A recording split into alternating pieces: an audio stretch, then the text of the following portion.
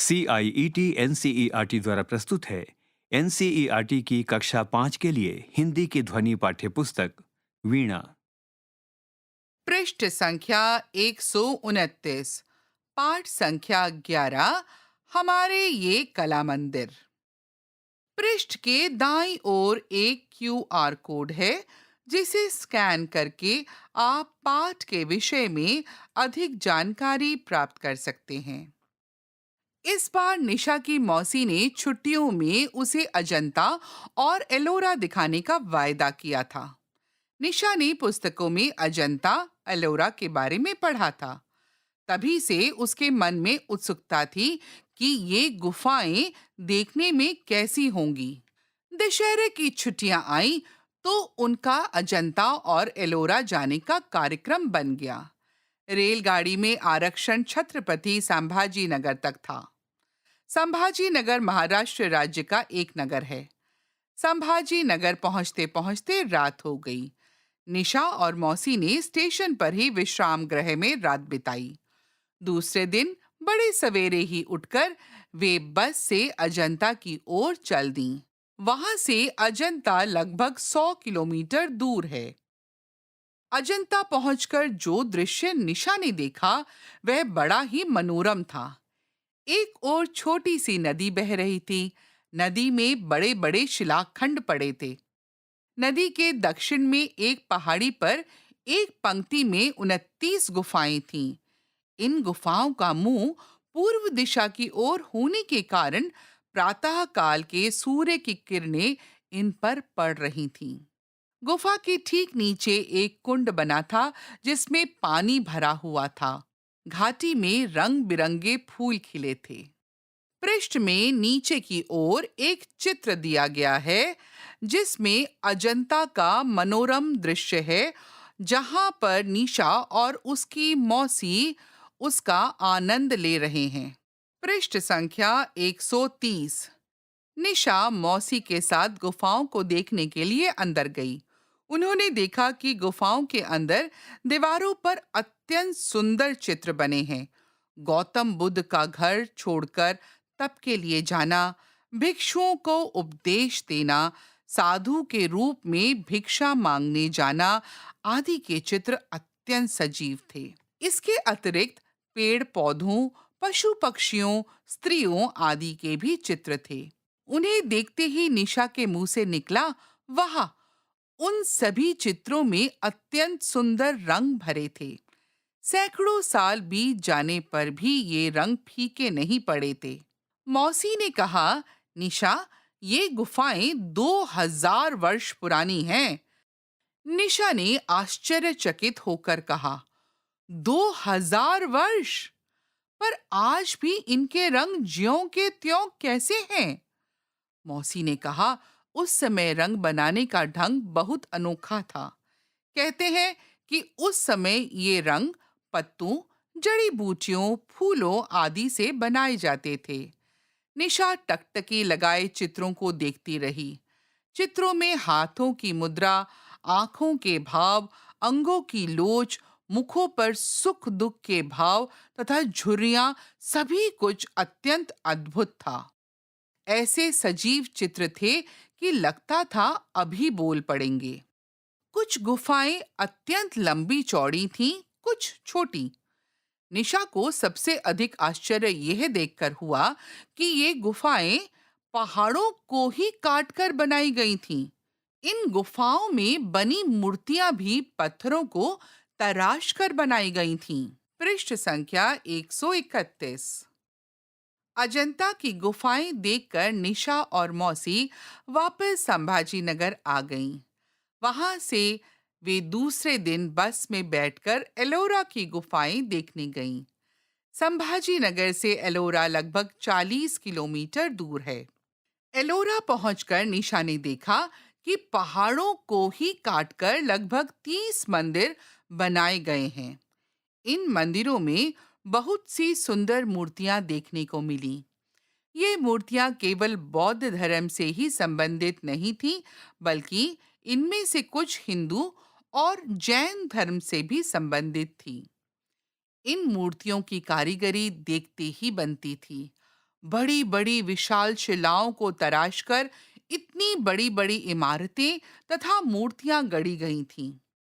निशा उन्हें देख-देख कर चकित हो रही थी।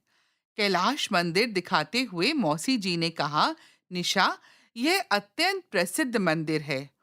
पूरा मंदिर एक ऊंचे पहाड़ को ऊपर की ओर से तराश कर बनाया गया है। देखो, एक ही चट्टान से बनी इतनी बड़ी और सुंदर इमारत कितनी अद्भुत है। पृष्ठ में नीचे की ओर एक चित्र में अलोरा के भव्य इमारत हैं, जिन्हें निशा और उसकी मौसी देखकर अत्यंत प्रसन्न हो रहे हैं। पृष्ठ संख्या 132। निशा, अद्भुत! यह गर्व की बात है कि हजारों वर्ष पहले भी हमारे देश में कला का इतना विकास हो चुका था। अजंता और एलोरा देखकर निशा और मौसी जी वापस लौट आए, पर निशा का मन अभी भी उन बेजोड़ कलाकृतियों की ओर लगा था। बातचीत के लिए। 1. आपकी छुट्टियां कब-कब होती हैं? आप छुट्टियों में कहाँ-कहाँ जाते हैं? 2. अजंता और एलोरा की गुफाओं के भीतर दीवारों पर अत्यंत सुंदर चित्र बने थे। आपके घर और घर के आसपास कौन-कौन से चित्र बने या लगे हैं? 3. आपके घर में कौन-कौन और कहाँ-कहाँ चित्रकारी करते हैं, जैसे कागज पर, धरती पर, दीवारों पर, मिट्टी की वस्तुओं पर, कपड़ों पर आदि। 4. गुफाओं के चित्र देखते ही निशा के मुंह से वाह क्यों निकला? आपके मुंह से कब-कब वाह निकलता है? पृष्ठ के नीचे की ओर अलोरा के गुफाओं का एक चित्र है। पृष्ठ संख्या 133। पाठ से यहाँ दिए गए प्रश्नों के उपयुक्त उत्तर के आगे सूरज का चित्र बनाइए। 1. निशा अजंता और एलोरा जाने के लिए क्यों उत्साहित थी? क. वह पहली बार हवाई यात्रा करने वाली थी। ख. उसने इन गुफाओं के बारे में पुस्तकों में पढ़ा था। ग. उसे मौसी जी से एक नया खिलौना मिलने वाला था। घ. उसने अजंता और एलोरा के बारे में मित्रों से सुना था। 2. निशा को अजंता और एलोरा देखकर कैसा लगा? क. उसे निराशा हुई। ख. उसे आश्चर्य हुआ। ग. उसे दुख हुआ। घ. वह उदास हो गई। 3. अजंता की गुफाओं में बने रंग इतने वर्षों बाद भी क्यों फीके नहीं पड़े थे? क. वे विशेष प्रकार के कागज पर बनाए गए थे। ख. चित्रों में प्रतिवर्ष फिर से नया रंग भरा जाता था। ग. रंग फूलों जैसी प्राकृतिक सामग्रियों से बनाए गए थे। घ. वे सभी गुफाएं बहुत ठंडे स्थान पर स्थित थीं। 4. यात्रा से लौटने के बाद भी निशा को वे कलाकृतियां बार-बार क्यों याद आ रही थीं? क. उसने अपनी पाठ्य पुस्तक में उनके बारे में पढ़ा था। ख. मौसी जी ने वादा किया था कि वे फिर वहां जाएंगे। ग. यात्रा बहुत लंबी थी, इसलिए उसे याद आ रही थी। घ. गुफाओं की सभी कलाकृतियां बहुत आकर्षक थीं। अब अपने समूह में चर्चा करके पता लगाइए कि किस किस ने कौन-कौन से उत्तर चुने और क्यों।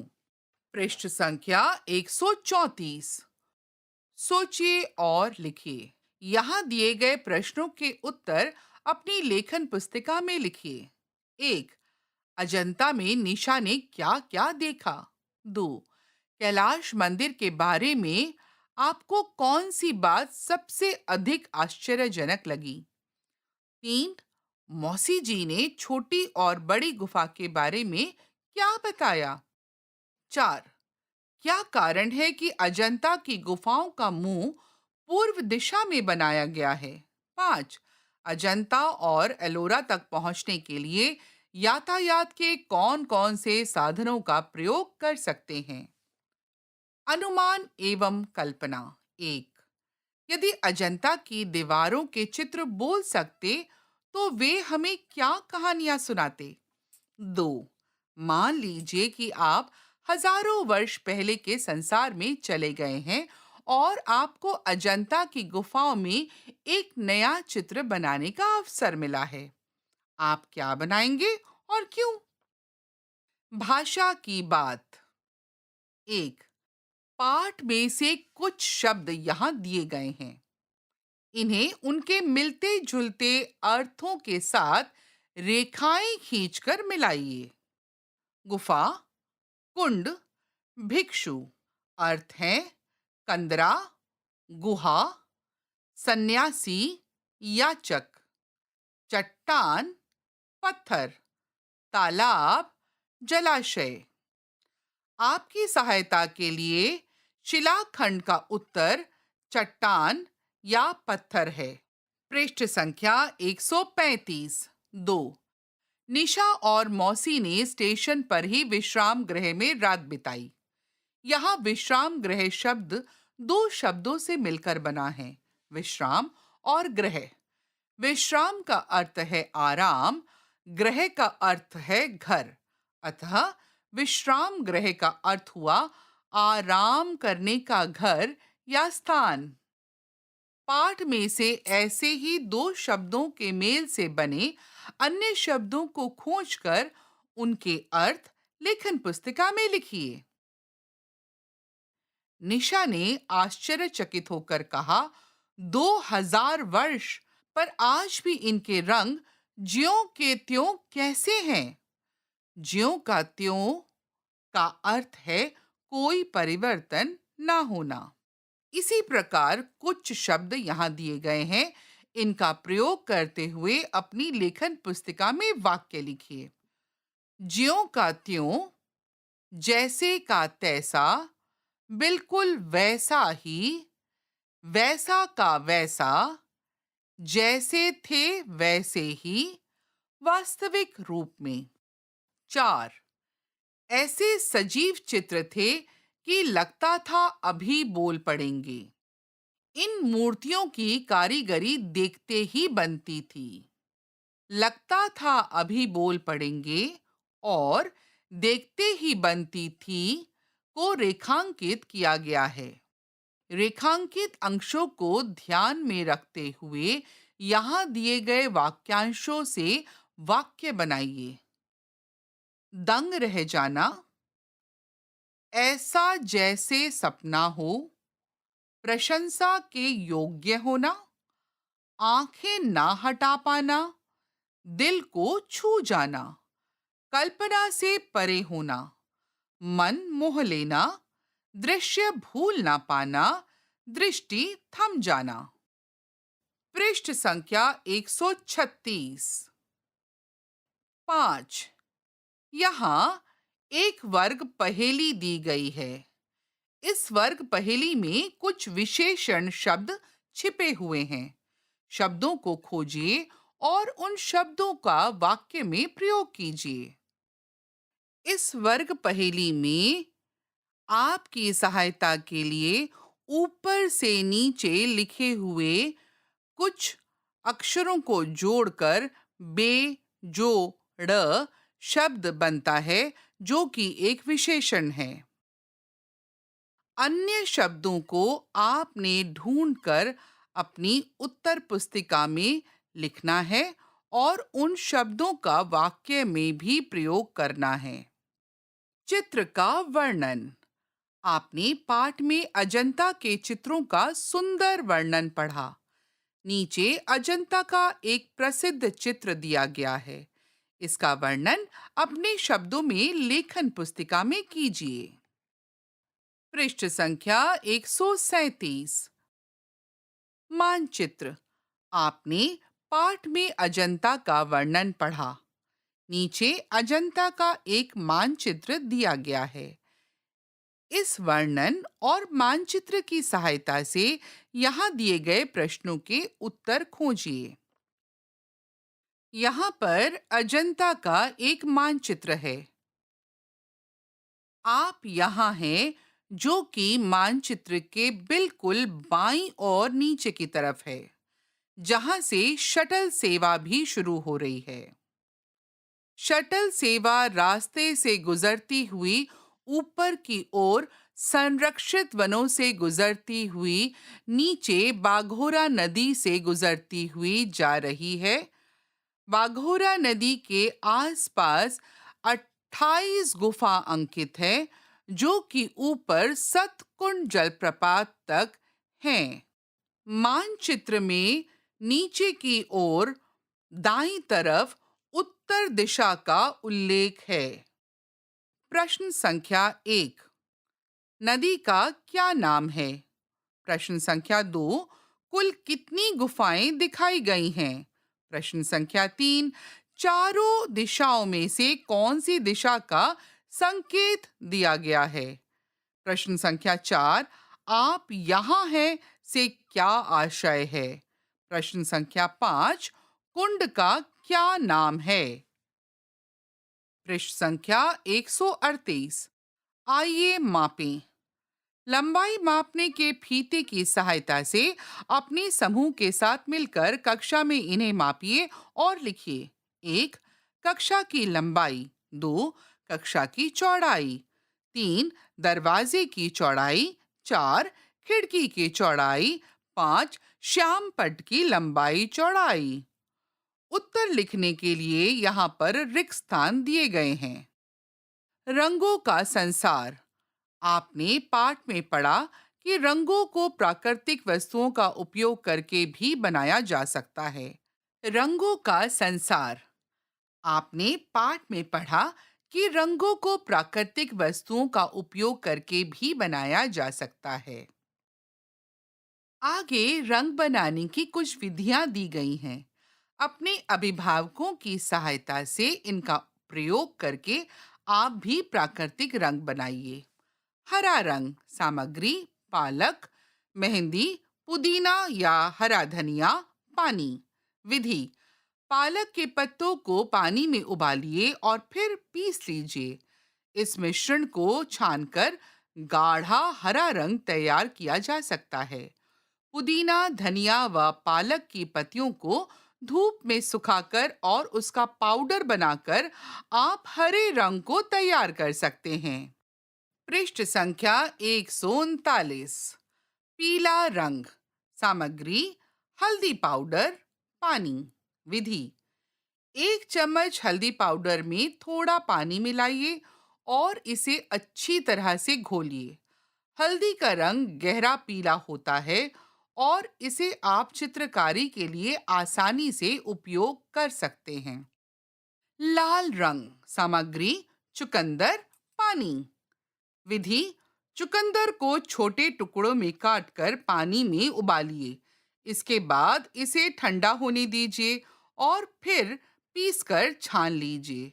इससे गहरा लाल रंग मिल जाएगा। आप इसे पानी के साथ पतला करके पेंट के रूप में भी प्रयोग कर सकते हैं।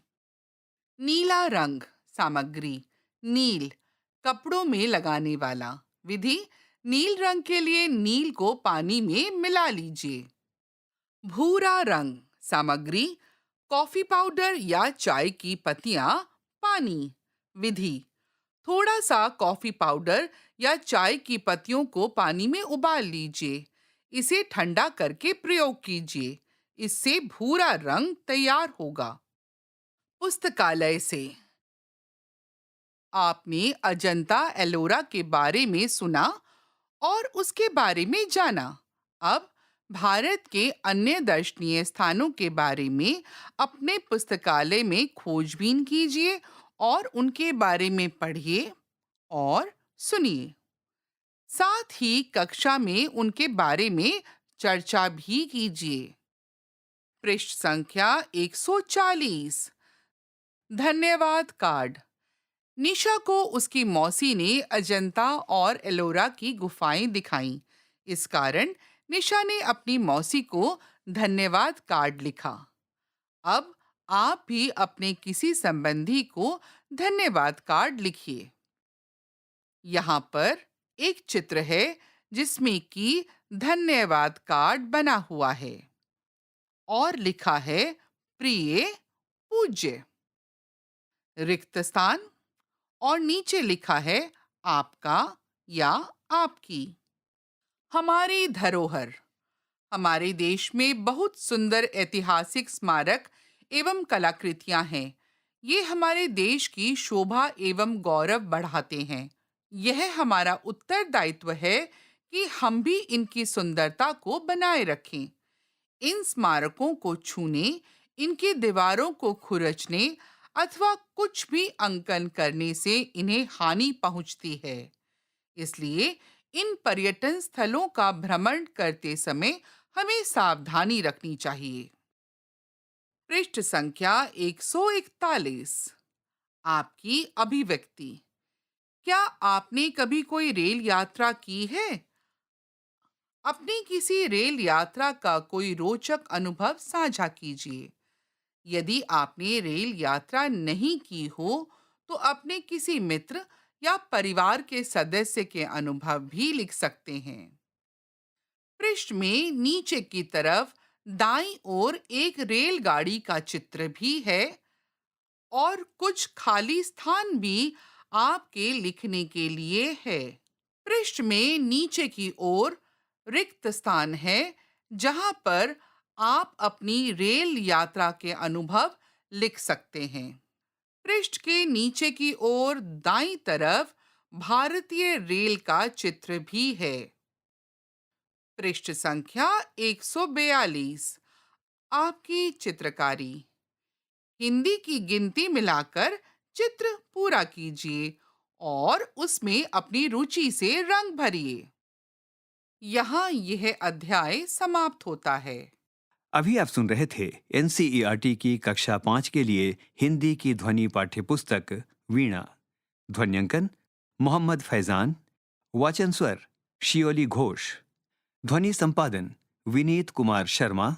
निर्देशन एवं निर्माण विमलेश चौधरी तथा प्रस्तुति CIET NCERT नई दिल्ली भारत।